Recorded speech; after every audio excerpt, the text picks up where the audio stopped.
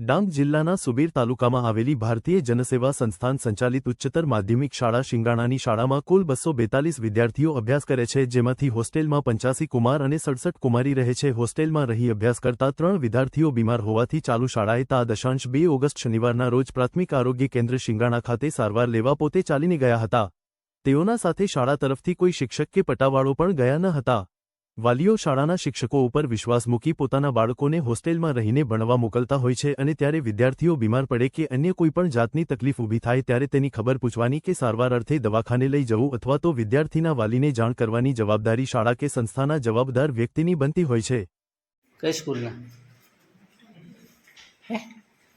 કઈ સ્કૂલ તમારી સાથે કોણ આવ્યું? આ બે તમે તો ત્રણે બીમાર જ હે? નામ શું?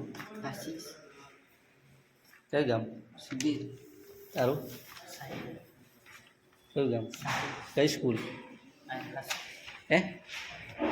શું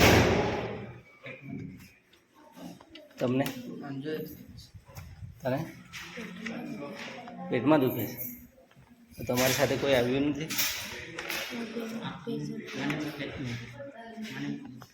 તમને મોકલેલા છે તો તમે તો બીમાર જ છો ને? તમારી સાથે ગૃહપતિ કે કોઈ ટીચર નથી આવ્યા?